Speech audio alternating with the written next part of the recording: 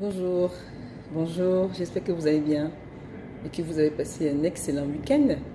Moi ça va, je suis un peu fréleuse depuis ce matin, bon c'est lundi et ça va aller, j'en suis sûre en fait. Alors si je suis là ce matin, c'est pour qu'on essaie ensemble d'utiliser ou de regarder, de comparer le glossaire, les thèmes que vous avez l'habitude d'entendre dans les documents et ce que nous utilisons souvent, où est-ce qu'on les utilise, à quoi est-ce que ça ressemble et parfois la définition de certains, quoi, parce qu'il y a certaines personnes qui posent toujours la question de savoir c'est quoi un permis ouvert, c'est quoi une résidence permanente, c'est quoi une résidence temporaire. Il y a deux ou trois personnes qui posent déjà depuis un moment. Je suis déjà au Canada et voilà comment changer, comment prolonger, comment proroger la résidence, pas d'autant pour moi, comment renouveler, autant pour moi, renouveler le permis de travail et tout. Ça, je pense que je vais faire une autre vidéo par rapport à ça. Je vais essayer de voir avec Joël ce qu'on peut faire par rapport à ça. Tous ensemble, on verra. Mais pour le moment, je vais utiliser, du moins, je vais essayer de vous expliquer les termes qu'on a l'habitude d'entendre. Parce que moi, il y a certains termes que quand j'utilise ou bien quand je vois, c'est assez. Il y a beaucoup de quiproquos en fait. Donc, du coup, j'ai trouvé une astuce de pouvoir voir ou de pouvoir lire certains termes qui peuvent nous intéresser. Et si vous avez des questions, n'hésitez pas à nous poser dans le groupe WhatsApp que nous avons ouvert avec tout le monde à l'intérieur. C'est un groupe ouvert, nous faisons l'effort de répondre à toutes les questions, nous faisons l'effort. Je dis bien, nous faisons des efforts et si vous n'êtes pas satisfait, vous reposez la question. Autant mieux que vous posez de bonnes questions et vous aurez des bonnes réponses. Si vous ne le faites pas, vous n'aurez pas la possibilité d'avoir de bonnes réponses, ok? Donc, je vais aller sur le vif du sujet, mais je vais commencer par une question. Et cette question-là va me ramener à comment on dit, à un glossaire, voilà, qui va nous donner la possibilité d'avoir des réponses sur ce dont nous avons l'habitude d'utiliser, ce que nous avons l'habitude d'entendre. Et je pense que ça pourrait être intéressant, je dis bien ça peut ou ça pourrait être intéressant pour certaines personnes qui ne les comprennent pas très souvent. Alors, il y a quelqu'un qui a posé la question de savoir, je suis citoyen canadien et mon époux ne l'est pas. Est-ce que mon époux peut travailler au Canada? Je suis citoyen canadien. Elle est question d'une femme. Madame Ganguet, elle dit qu'elle est citoyenne canadienne. Et son époux n'est pas citoyen canadien. Est-ce qu'il peut travailler au Canada? Alors, il y a une réponse qui dit, cela dépend du statut d'immigration de Monsieur Ganguet. Je vais utiliser des prénoms, des noms des personnes que j'ai pris au pif au paf. C'est pas forcément des personnes qui ont posé des questions, c'est pour qu'ensemble nous puissions un peu comprendre et connaître le vif du sujet de ce que je suis en train de vous expliquer, ok?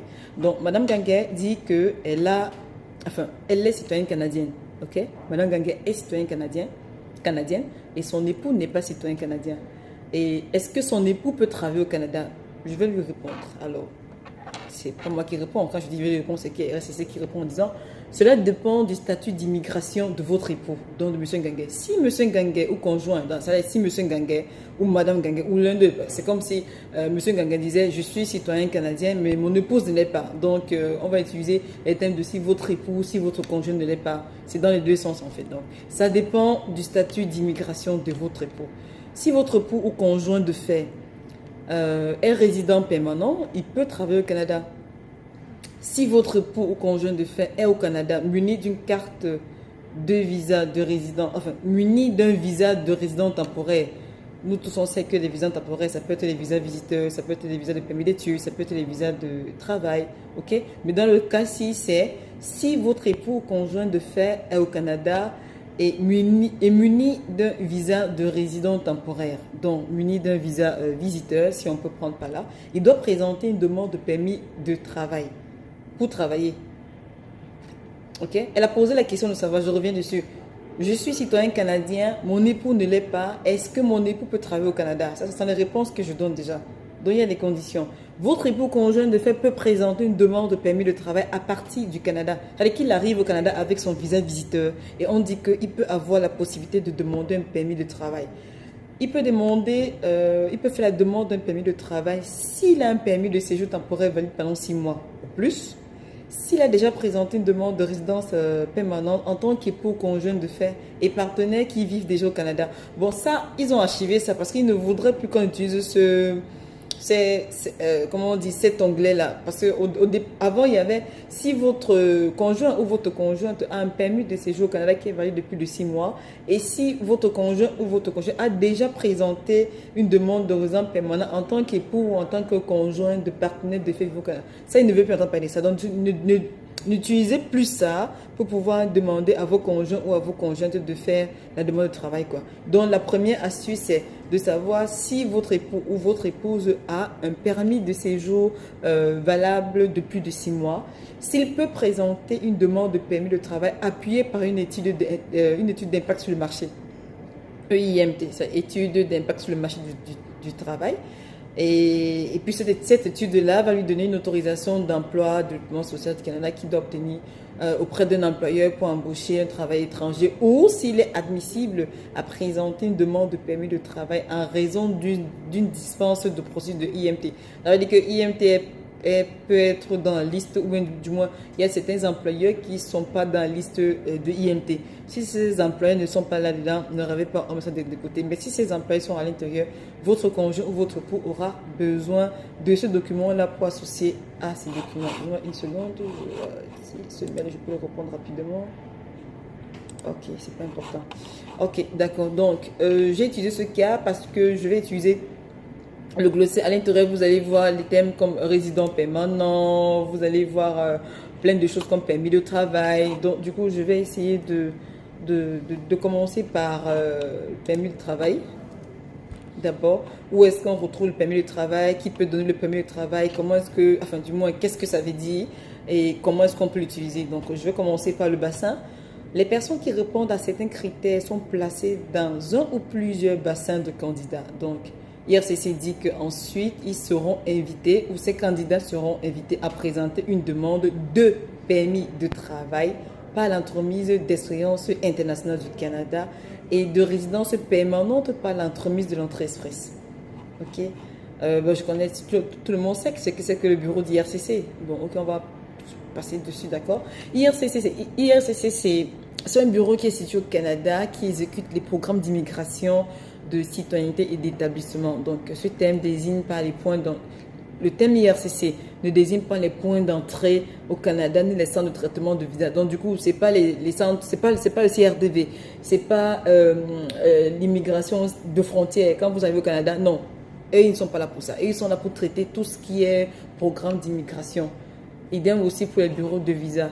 Donc, on va continuer avec permis de travail. Où est-ce qu'on peut voir aussi ça? Dans les documents de résident temporaire. Ils disent quoi? Documents délivrés afin... Le document de résidence temporaire, c'est quoi? Ce sont des documents délivrés afin de permettre à une personne de séjourner, de travailler ou d'étudier au Canada pour une période précise. Donc, les documents de résidence temporaire ont une date d'expiration. Ne pensez pas que quand on va vous donner un visa de résidence temporaire, c'est que c'est pour une longue durée. C'est parfois pour 5 ans. Nous, quand on nous a donné les visas de résidence temporaire, les visas visiteurs, les visas visiteurs sont généralement pour 5 ans et tout dépend de la date d'expiration de votre passeport. Ok? Donc, il y a aussi les documents de résidence temporaire sont par exemple, voilà, les permis d'études, les permis de travail et les fiches visiteurs. Ok? On va continuer. Où est-ce qu'on peut encore trouver les permis de travail? D'accord. Quels sont les documents d'immigration? Les documents officiels remis par le bureau d'IRCC ou l'Agence des services frontaliers du Canada, ASFC. Ça, c'est une agence que j'aimerais et que je rêve travailler, l'agence ASFC. Mais pour ça, il faudrait que je sois au Canada et que j'ai déjà mis 2 ans, 3 ans par là pour pouvoir travailler dans le public. Quoi. Ça, c'est une agence qui m'intéresse très bien. Donc, un centre de traitement de demande de CTD ou un bureau canadien des visas à l'extérieur du Canada. Donc, parmi ces documents officiels, il mentionne le visa d'immigrant et fiches relatives aux droits d'établissement. Ça, c'est IMMM 1000. C'est comment on appelle ça? C'est une fiche que vous remplissez pour les documents que vous devez déposer à IRCC. C'est une fiche que vous remplissez Aussi, il y a la confirmation de résident permanent, ça c'est IMEM 5292. Tout ça, c'est à l'intérieur des fichiers là. Il y a la carte de résident permanente, il y a la fiche visiteur, il y a le permis de travail aussi, il y a le permis d'études, il y a le permis de séjour temporaire. Donc ça, c'est la documentation que IRCC demande toujours quand on veut monter nos dossiers d'immigration. Donc pour ceux qui n'ont pas commencé à monter les dossiers, sachez que ça sera à l'intérieur. Donc personne ne va échapper. Nous tous on va passer par là et tout le monde passe par IRCC. Il n'y a pas de vote de contournement pour dire que non, je vais passer par les provinces. Tout le monde, même si vous avez été sélectionné dans le bassin et que vous n'avez pas les points requis pour l'entrer dans les grandes villes, ce qui est sûr quand même, c'est que vous aurez des points pour les provinces. Mais tout le monde met son profil, met à jour son profil dans le bassin d'IRCC. Et maintenant, chaque province commence à vous faire la coupe pour dire venez ici, venez là-bas, nous on est meilleur que les autres, on est ceci. Donc c'est un peu ça. Alors, documents, là c'était les documents d'immigration que j'ai dit. Comme je vais répéter une dernière fois. Donc parmi les documents, il y a le visa d'immigrant et fiche relative aux droits d'établissement. Ça c'est un formulaire. Il y a un deuxième formulaire IMM 5292 qui est la confirmation de résident permanent. Il y a la carte de résident permanent, il y a les fiches du visiteur, il y a le permis de travail, le permis d'études, il y a le permis de séjour temporaire. Permis de séjour temporaire, on va aussi voir ça parce que je suis qu'il y a quelque chose là qui va vous intéresser. J'ai vu ça quelque part.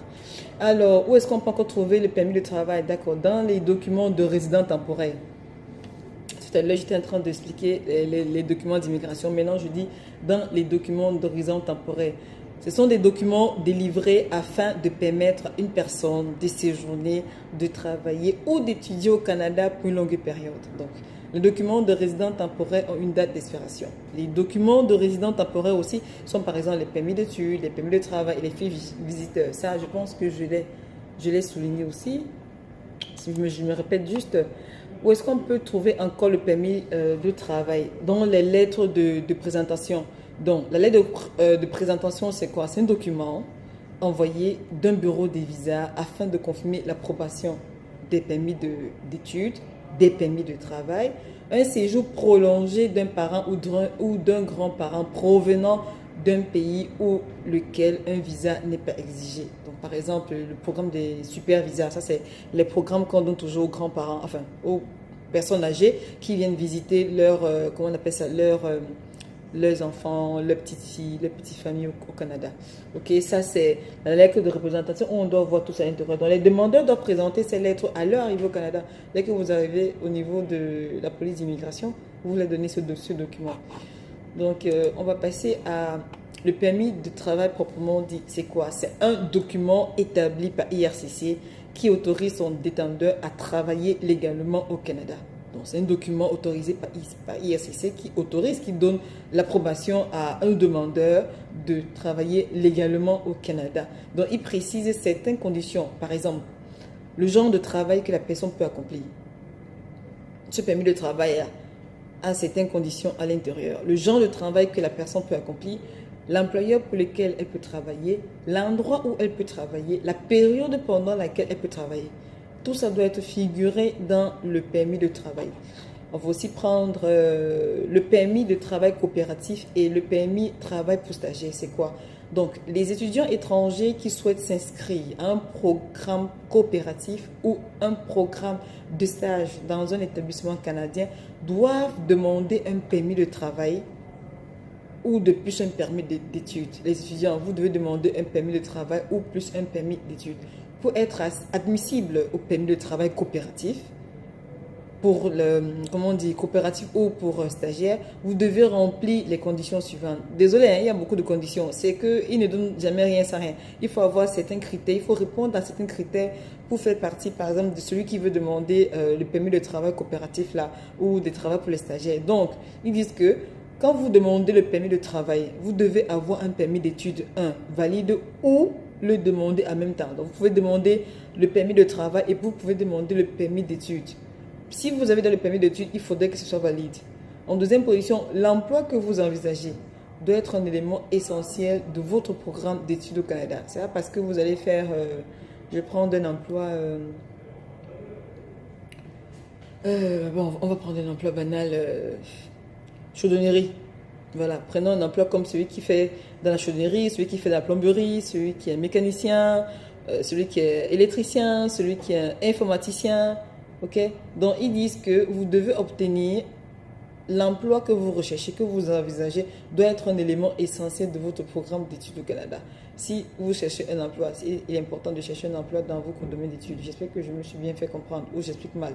Si vous cherchez, si vous avez cherché, si vous envisagez chercher un emploi dans le domaine, je ne sais pas, électricien ou électrotechnique ou intelligence artificielle, dans le domaine qui est différent de votre permis d'études. Ce sera un peu compliqué. C'est pour ça qu'ils disent qu'il est important que vous puissiez demander un permis d'études dans le domaine que vous envisagez ou que vous cherchez au Canada. Donc, si je me suis trompée par rapport à cette partie-là, vous me corrigez et vous me dites ce qu'il y a lieu de faire. Donc, un autre point, c'est que vous devez aussi obtenir d'un représentant officiel de l'établissement d'enseignement une lettre attestant que cet emploi fait partie du programme d'études. Donc, ça, c'est déjà dans votre collège, ok? C'est un administrateur de votre collège ou votre recteur qui doit faire ce genre de choses. Mais là, c'est quand vous êtes déjà au Canada. Ouais, c'est quand vous êtes déjà au Canada. Et aussi, votre emploi coopératif ou votre stage ne peut pas présenter plus de 50% du programme d'études total. Donc, ça ne doit pas dépasser. Donc, ça doit être au moins de 50% de l'étude totale. Parce que vous devez concilier. Parce que quand vous demandez le permis de travail et le permis d'études, sachez que vous allez concilier les deux. Vous allez concilier 50% à faire les études et 50% à travailler, quoi. Donc, c'est pas que vous allez jouer au chat et la souris, vous demandez un permis d'études, après vous dites que vous allez travailler, vous oubliez les études. Sachez qu'on va vous traquer. Ça, c'est simple. Ok. Donc, il y a aussi... là, je suis en train de parler des permis de travail. Où est-ce qu'on les applique, où est-ce qu'on peut les retrouver. Et aussi, permis de travail lié à un employé donné. C'est un type de permis de travail qui indique le nom de l'employeur pour lequel une personne peut travailler. Dans le permis de travail, là, il faudrait qu'il y ait le nom de l'employeur pour lequel une personne peut travailler, la durée de la période pendant laquelle une personne peut travailler, l'endroit où une personne peut travailler dans le cas échéant. Okay? Une personne qui détient ce type de permis peut travailler uniquement pour cet employeur et pour la durée précisée. Et le cas échéant, l'endroit indiqué sur le permis. Donc, si vous avez choisi un employeur au Québec, vous ne pouvez que travailler pour cet employeur au Québec. Ne cherchez pas à dire que non, comme j'habite à Edmonton, est-ce que je peux switcher? Non, c'est pas comme ça là-bas. C'est pas la même chose. Autant mieux chercher un employeur à Edmonton et puis vous avez la possibilité de travailler là-bas. Il va vous donner un permis d'études. Vous ne pouvez pas utiliser un permis d'études ou un permis de travail de Edmonton. Vous allez travailler au Québec ou bien vous allez travailler aux Saskatchewan. De toutes les façons, ça ne sera même pas possible dans tous les cas. Soyez assurés, ça ne sera même pas possible. Donc, ça, c'était dans l'onglet de permis de travail lié à un employeur donné. Maintenant, le permis de travail lié au post-diplôme. C'est un document établi par IRCC à l'intention des étudiants étrangers admissibles qui ont terminé un programme d'études approuvé dans un établissement d'enseignement postsecondaire admissible au Canada et qui participent au programme de travail post-diplôme. Secondo, présenter une demande à IRCC 90 jours au moins après avoir satisfait à toutes les exigences liées à leur programme ou à l'obtention du diplôme. Donc, le permis autorise son détenteur à travailler illégalement au Canada après la fin de ses études. Ça, c'est le permis de travail post-diplôme qui est différent du permis de travail lié à un employeur bien donné. Il y a une nuance, c'est deux choses différentes.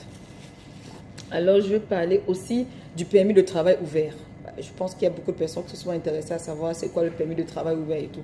Donc, c'est un type de permis de travail qui permet à une personne de travailler pour tout employeur au Canada, sauf pour un employeur. Donc, le nom paraît sur la liste des employés inadmissibles parce qu'il n'a pas respecté les conditions précisées ou qu'il n'offre sur une base régulière des activités de danse nue ou érotique, des services d'escorte ou des massages érotiques. Ça, ce genre de permis ouvert, ne rêvez pas, on ne va pas vous le donner. Non, sauf si vous avez fait tout ce que vous avez fait. Bref, on se comprend et la balle, elle dans votre camp. Donc, si vous voulez avoir ce genre de permis ouvert, c'est pas de ma bouche que ça va sortir. D'ailleurs, que moi, je proscris ce genre de conneries, quoi. Donc, voilà. Mon avis ne compte pas par rapport à ça. Chacun a un choix dans la vie. Moi, j'ai fait mon choix et je pense que chacun de vous aussi a fait un choix. Mais ce genre de permis ouvert, là, ils disent qu'ils ne le donnent pas. Voilà. On va aussi parler de...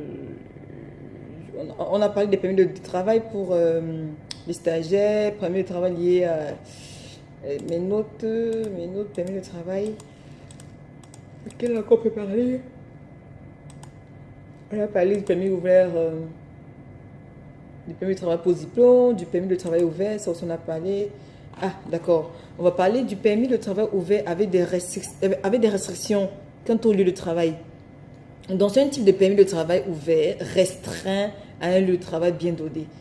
Par exemple, vous pouvez avoir un permis de travail ouvert qui ne vous permet pas de travailler que dans une ville ou une province. Donc, ça veut dire quoi? Ça veut dire qu'il y a des permis de travail, comme je le disais tout à l'heure, qui ne vous donnent que la possibilité de travailler dans les provinces. Donc, vous ne pouvez pas quitter Edmonton, vous allez travailler au Québec. Ou bien vous allez quitter de Edmonton, vous allez travailler je sais pas, à Moncton, à Kashewa, ou dans le Nunavut, je ne sais pas, dans l'île. Chaque province vous donnera un permis d'études ou un permis de travail lié à sa province, en fait. Donc, c'est ça qu'ils sont en train de dire ici. Permis de travail ouvert avec des restrictions quant au lieu de travail. Donc, c'est un type de permis de travail ouvert restreint à un lieu de travail donné. Par exemple, vous pouvez avoir un permis de travail ouvert qui ne vous permet de travailler que dans une ville ou une province donnée. D'accord? Ça marche. Ok, on va continuer. On va prendre le programme des travailleurs étrangers temporaires. C'est quoi? C'est un programme qui permet aux employeurs de recruter des travailleurs étrangers pour combler des pénuries de main-d'œuvre et de compétences à court terme, quand il n'y a pas de Canadiens pouvant occuper ces postes-là. Je sais que parmi nous, il y a plein de personnes qui ont des compétences. Je sais que parmi nous, il y a plein de personnes qui ont des ressources, quoi. N'hésitez pas à monter votre dossier d'entrée express. Montez-le. Parce que moi, je monte. Vous devez le monter aussi. Si on veut arriver au Canada, on a la possibilité de pouvoir faire ce dont on rêve, en fait. Vous avez plein de potentiel. Moi, j'ai du potentiel. Je sais que je suis capable. Et je sais que toi qui me lis, toi qui me regardes, tu es aussi capable. Donc, ne lâche pas. Peu importe le temps ou si au moins, tu ne veux plus, fais-le au moins pour les enfants. Active les enfants, demande de monter leur dossier ou fais-le pour les enfants, tout simplement.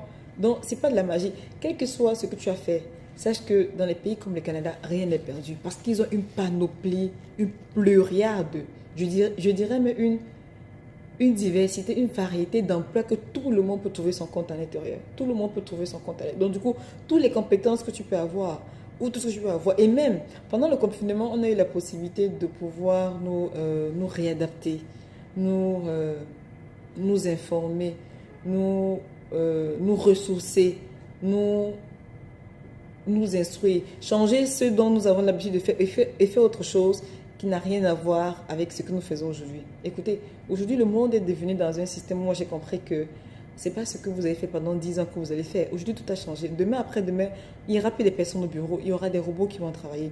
Tout va se faire déjà. La preuve en est, il y a beaucoup de personnes. Quand le monde s'est mis à genoux, quand le corona nous a mis à genoux, on travaille tous à la maison. Les banques risquent, entre parenthèses, dans des années futures, risquent de ne plus exister. Parce que les gens vont travailler depuis la maison. Ce sont des robots. Ils ont déjà mis tous des trucs en place qui permettront aux gens de ne plus se casser la tête, en fait. Donc, du coup, j'espère que vous avez la possibilité de pouvoir apprendre autre chose qui n'a rien à voir avec ce que vous faites aujourd'hui. Parce que le futur de demain, le lendemain, là, ça va appartenir à ceux qui ont eu la possibilité de pouvoir apprendre quelque chose ou qui continuent à apprendre des choses qui n'ont rien à voir avec ce dont ils ont appris. Ok? Donc, mettez ça dans votre tibia. Voilà, mettez ça dans votre tibia et puis qu'on avance, en fait. Donc, je disais que le programme des travailleurs étrangers temporaires, c'est un programme qui permet aux employeurs de recruter des travailleurs étrangers pour combler des pénuries de main-d'œuvre et de compétences à court terme. Quand il n'y a pas de Canadiens qui peuvent faire ce travail-là ou bien qui peuvent occuper ces postes-là. Donc, une étude d'impact sur le marché du travail, que je dis toujours EIMT, doit être effectuée pour recruter dans le cadre de ce programme. Ça veut dire que si vous avez mis votre CV en ligne, si vous avez été contacté, il faudrait que votre CV ou le travail que vous cherchez passe par cette étude d'impact sur le marché. Là. Sinon, de toutes les façons, ils auront besoin de ce formulaire pour pouvoir avancer. L'employeur doit remplir, vous devez remplir et ainsi de suite. Donc, les travailleurs étrangers qui sont recrutés, Les travailleurs étrangers qui sont recrutés dans le cadre de ce programme sont désignés comme des travailleurs étrangers temporaires. Donc, ils peuvent obtenir un permis de travail seulement après l'étude d'impact sur le marché du travail a été effectuée pour vérifier qu'aucun Canadien n'est en mesure d'occuper cet emploi. Donc, pourquoi on vous donne cette étude-là? Il faudrait que vous rassurez qu'il n'y a personne qui fait ça au Canada. Parce qu'avant de vous prendre là, on va d'abord chercher tout ce monde qui a fait. Ils vont demander dans toutes les agences. Donc ne faites pas ami ou bien de connivence avec un employeur pour dire que non, comme toi tu as ouvert une entreprise là-bas, essaie de même mettre dans ton entreprise pour voir ce qu'il peut faire. Sinon, avant que votre ami ne puisse vous récupérer, il va falloir qu'il pose le problème et qu'on lui dise, et qu'il dise que j'ai cherché pendant 3 mois, 4 mois, je n'ai trouvé personne qui fait ce travail. J'ai trouvé quelqu'un à l'étranger. Est-ce que vous permettez que je puisse? Ok, c'est bon, allez. On continue et vous voilà déjà au Canada, ou vous voilà en train de travailler et vous voilà, et vous voilà, et vous voilà. Donc c'est un peu ça. C'est un peu ça. Donc ça c'était dans le cadre des programmes de travail étranger temporaire. La ronde d'invitation. Donc c'est un processus par lequel IRCC invite les candidats d'un bassin à présenter une demande de permis de travail dans l'entremise Expérience Internationale Canada, de résident temporaire dans l'entremise de l'entrée express. Donc voilà. Je voulais continuer ou je vais continuer avec autre chose, mais je pense que je suis déjà à pratiquement 30 minutes. On va éviter de faire de longues vidéos. Donc c'était juste pour vous expliquer les différences dans les thèmes que nous utilisons, ce qu'on comprend pas. Et je ferai peut-être une autre vidéo aussi pour ce qui concerne tout ce qui est résident temporaire, résident permanent également. Merci, je vous souhaite une agréable journée. Et à bientôt. Au revoir.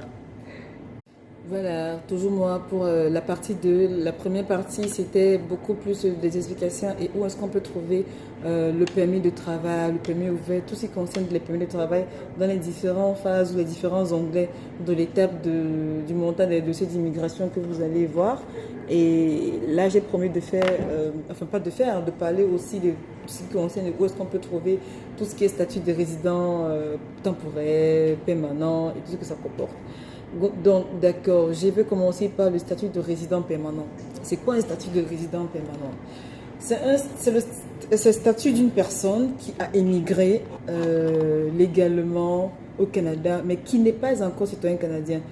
Je pense qu'on a eu déjà fait une vidéo là-dessus, parce que les personnes qui ont posé la question de savoir, est-ce que avoir un statut de résident permanent nous donne la possibilité, nous offre déjà avoir le statut. Non. Ils disent bien que statut de résident permanent, c'est une personne qui a immigré légalement au Canada, mais qui n'est pas encore citoyen canadien. Ok? Donc, je vais aussi vous donner la définition du statut d'immigrant. Statut autre que celui d'un citoyen. Non, statut autre que celui de citoyen dans un pays. Par exemple, résident permanent ou visiteur. Ça veut dire que si vous entrez maintenant au Canada avec le statut visiteur, vous avez un statut d'immigrant. Si vous entrez au Canada maintenant avec un permis d'études, vous avez un statut d'immigrant. Vous n'avez pas un statut de citoyen, vous n'avez pas encore la citoyenneté, vous avez juste un statut d'immigrant. Donc, c'est des petites nuances comme ça qu'on fait souvent. On croit qu'on connaît, mais après, on se perd un peu dans les paroles. Donc, statut... ouais, ça j'ai parlé de ça également. Travailleur étranger. Donc, travail étranger, c'est quoi? C'est résident temporaire autorisé légalement à travailler au Canada par une période bien déterminée. Ça, c'est le statut d'un travail étranger. C'est-à-dire qu'il dit que c'est quelqu'un qui a un statut de résident temporaire et qui travaille légalement au Canada pendant une période bien déterminée. C'est que dans le document du travail étranger, on met toujours la période à laquelle vous allez, que vous allez exercer, quoi. Vous voyez un peu, c'est un peu ça. Donc, quoi d'autre? Travailleur qualifié fédéral, c'est quoi? C'est un immigrant sélectionné en tant que résident permanent en fonction de ses études, de son expérience de travail, de son niveau de maîtrise du français ou de l'anglais, ou d'autres critères qui facilitent vraisemblablement la réussite sur le marché du travail canadien. Donc, les conjoints et enfants sont inclus de la demande. Ils ne sont pas inclus dans cette demande de travailleurs qualifiés fédéral. C'est beaucoup plus les conjoints qui y sont. Ok? Donc, ça, c'est la définition d'un travail qualifié fédéral que je viens d'expliquer là. C'est ça la définition. Donc, il ne faut pas Et ils disent que le Québec sélectionne ses propres travailleurs qualifiés en vertu de la catégorie des travailleurs qualifiés du Québec, dont l'abréviation est TQQ. Ok? Donc, on va aller avec une autre définition. Où est-ce qu'on peut retrouver le visa? Les résidents. Ok, d'accord. Le visa, c'est quoi? Le visa, c'est une vignette officielle délivrée par un bureau des visas à l'étranger et insérée dans le passeport de la personne concernée pour démontrer qu'elle satisfait aux exigences administratives à l'admission au Canada en tant que résident temporaire. On a dit tout à l'heure que le résident temporaire, c'est quoi? C'est ceux qui ont le visa visiteur, c'est ceux qui ont le visa étudiant, c'est ceux qui ont le permis de travail, le permis de travail. Ça c'est les statuts de résident temporaire. Ok? Donc, une vignette est un autocollant spécial conçu sur lequel les bureaux à l'étranger impriment des renseignements. Impriment des renseignements, oui. Les visas canadiens comprennent visa de résident temporaire. Donc, c'est parfois appelé les visas visiteurs. Ça, c'est un abus de langage qu'on appelle visa visiteur. Mais normalement, c'est visa temporaire. Visa temporaire ou visa visiteur, c'est la même chose. Mais utiliser les visas temporaires, ça fait plus... bon, voilà. Et puis, visa de résident permanent, quoi. Ça, ce sont les deux types de visas qu'on met sur votre... qu'on appose sur votre passeport. Si j'avais mon passeport, je vous l'aurais montré, mais je l'ai laissé à la maison. Donc, c'est les deux types de visas qu'on appose sur votre passeport. Soit c'est le visa temporaire, soit c'est le visa résident permanent. Donc, il y a aussi le visa... Voilà, le visa permanent, c'est quoi? Visa de résident permanent, c'est quoi? C'est un document délivré à l'étranger par un bureau de visa d'IRCC à l'étranger.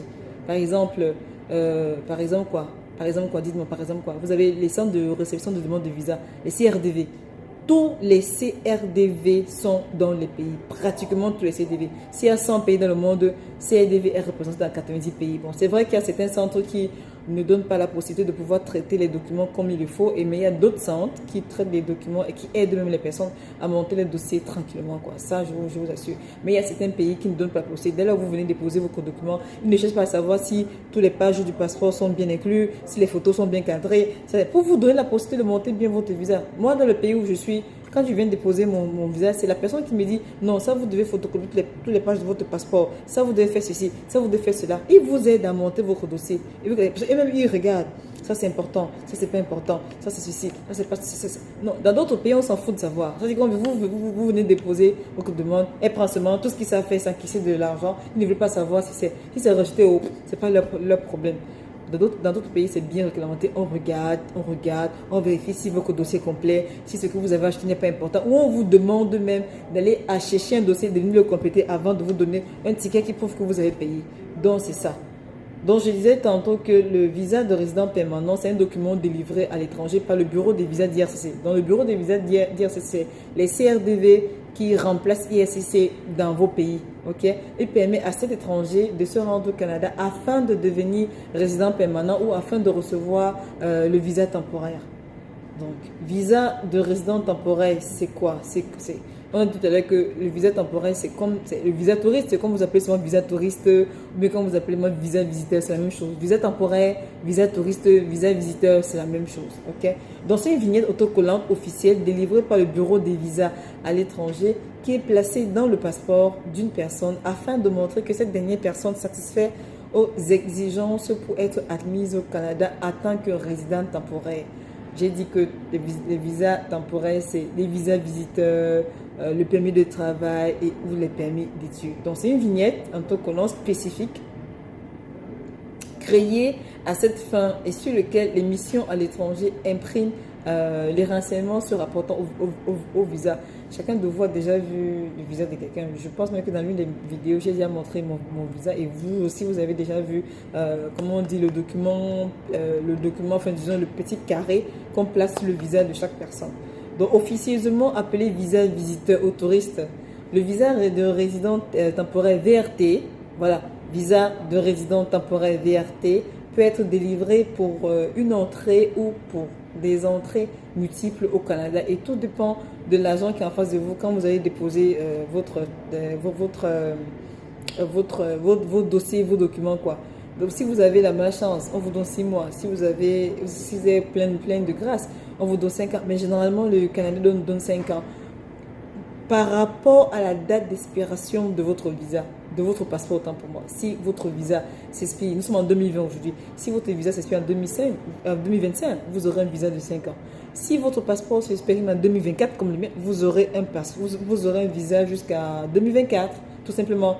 Donc, même si votre passeport s'expire en 2026, on va vous donner 5 ans, de 2020 à 2020. Si vous montez votre dossier aujourd'hui, vous aurez un visa de 5 ans.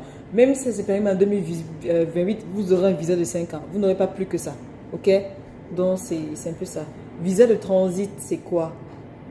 Visa de résident temporaire, c'est un visa de résident temporaire délivré à une personne passant par le Canada pour se rendre dans un autre pays. Si vous voulez aller aux États-Unis et que vous passez par le Canada, vous êtes en transit. On va vous donner un visa de transit. Sans frais si le voyageur demeure au Canada pendant 48 heures. Donc, vous ne payez pas si vous restez au Canada pendant 48 heures. Pour obtenir ce visa, les voyageurs doivent fournir preuve de leur plan de voyage obtenu auprès de leur compagnie de transport ou de leur agent de voyage. Ok?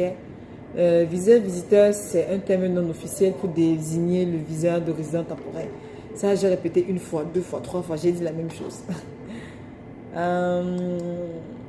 Je pense que c'était tout pour les visas temporaires. Quelles sont les notes que j'ai prises encore? Qu'est-ce qu'on peut encore parler? Bref, faites-moi des suggestions. Faites-moi des suggestions pour ceux dont vous avez besoin qu'on parle. Ok. Voilà, on va essayer de parler des demandeurs d'asile. Hein. Demandeur de statut de réfugié, demandeur d'asile, c'est quoi? C'est une personne qui a demandé l'asile au Canada et qui attend la commission de l'immigration et du statut du réfugié du Canada soit rendue. Donc, du coup, ils attendent qu'une décision soit rendue pour qu'on puisse vous donner exactement le statut de demandeur d'asile, ce qui n'est pas du tout facile.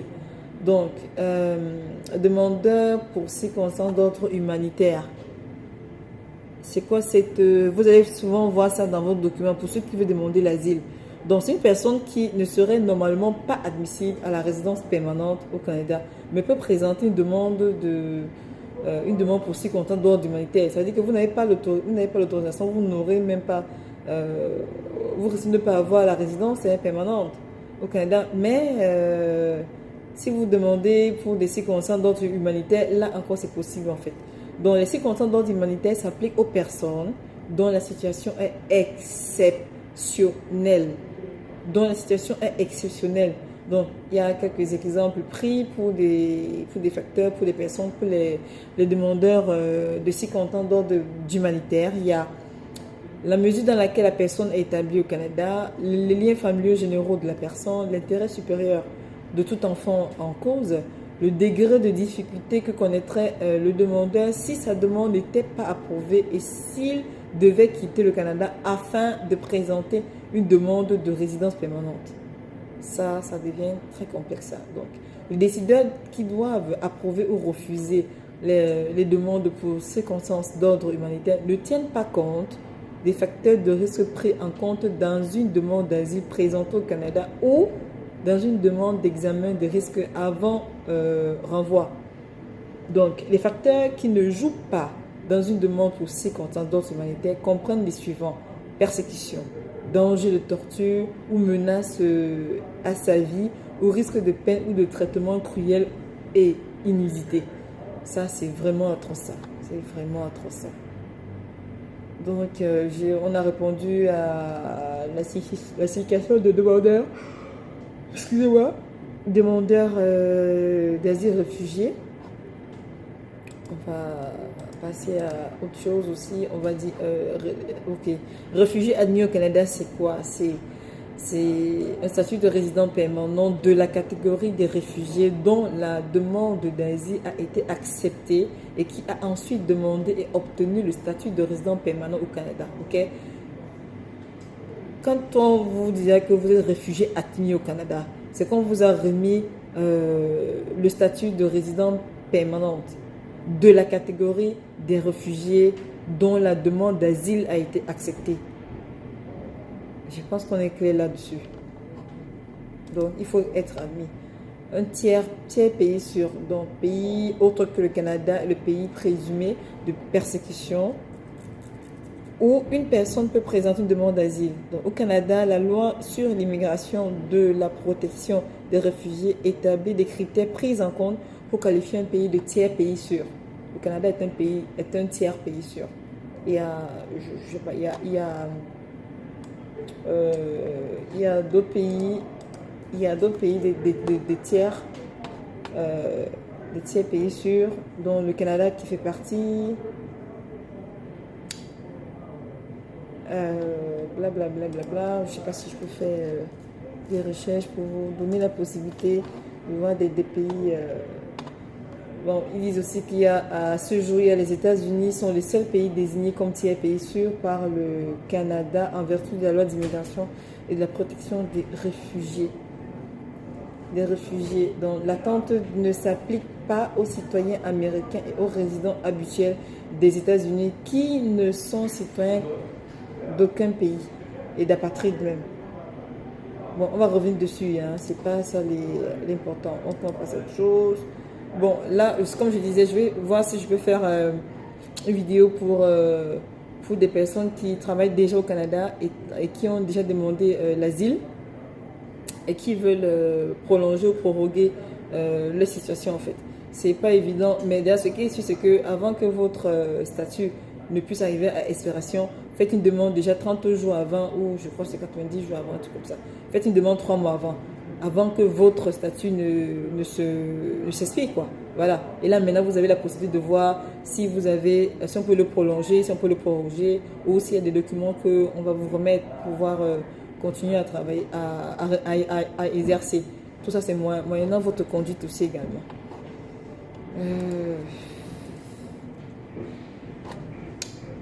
Vous voulez qu'on parle quoi? Contre la classification du système e-médical.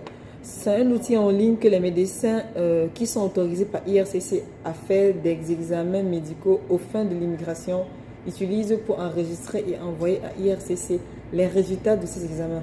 Donc, ce système électronique est plus précis, pratique et rapide que les demandes sur papier. Dès que vous avez fait votre e-médical, votre visite médicale, on ne va pas vous remettre forcément le document en main. Dès qu'il finit ça là, il y a toutes les agences là qui sont liées à IRCC. Et puis IRCC a mis dans certains pays qu'on appelle ça des centres spécialisés pour ce genre de choses, quoi. Et dès qu'ils finissent, ils leur envoient ça directement. Ils reçoivent ça là à l'instant T. C'est plus qu'on va envoyer par la poste ou bien par quelle agence vous dit on va envoyer ça. Non, ils envoient ça directement. Un travailleur autonome, c'est quoi? C'est un immigrant admis au Canada parce qu'il possède une expérience permanente, une expérience pertinente autant pour moi, comme travailleur autonome. Donc, la personne doit avoir l'intention et être en mesure de devenir travailleur autonome au Canada dans le domaine des arts et du sport. On va parler de tout ce qui est... Excusez-moi. C'est ce qu'on appelle la fatigue. Hein? Quoi d'autre? Si vous avez des...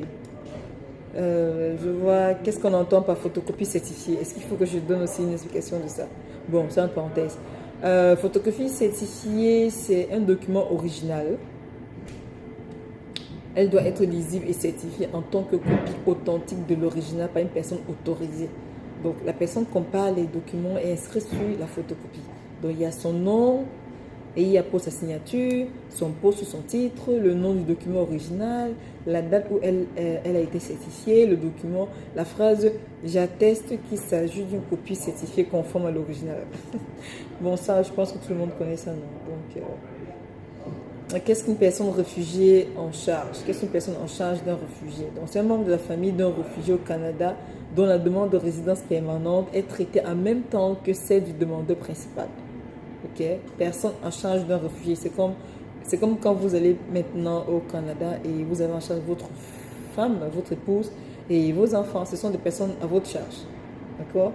On dit que c'est un membre de la famille d'un réfugié au Canada dont la demande de résidence permanente est traitée en même temps que celle du demandeur principal. Ok? Alors, c'est pas facile. On a parlé des permis de travail ouverts, on a Parents légaux de naissance, je ne sais pas si c'est important. Vous allez essayer de me dire niveau de compétences linguistiques selon les normes canadiennes. Ça aussi, on en a déjà parlé plusieurs fois. Membre de la parenté, sachez que c'est une personne liée à une autre par un lien biologique ou d'adoption. Hein. Ça, c'est eux, c'est ce qu'ils appellent membre de la parenté. Une personne liée à une autre par un lien biologique ou d'adoption. Quoi d'autre?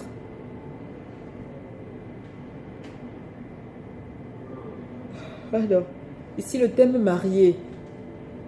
Je vous assure, ici, ce ne sont pas les thèmes de définition juridique, ce sont les thèmes que IRC utilise dans les documents pour nous faire comprendre beaucoup de choses en fait.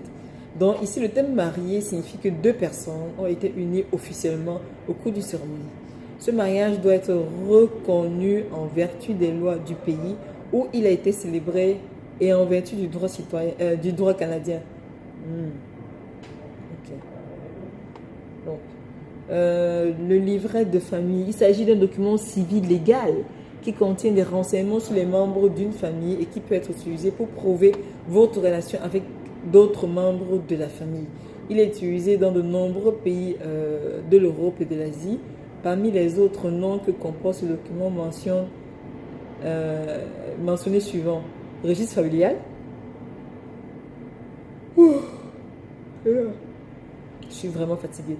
Registre familial, family booklet en anglais, livre de familia, ça c'est en Portugal, libretto internazionale di famiglia, c'est en Italie, Koseki, c'est en Japon, Yuku, c'est en République populaire de Chine. J'ai prononcé comme je peux prononcer, donc c'est sans pas mes langues en fait, j'apprends aussi.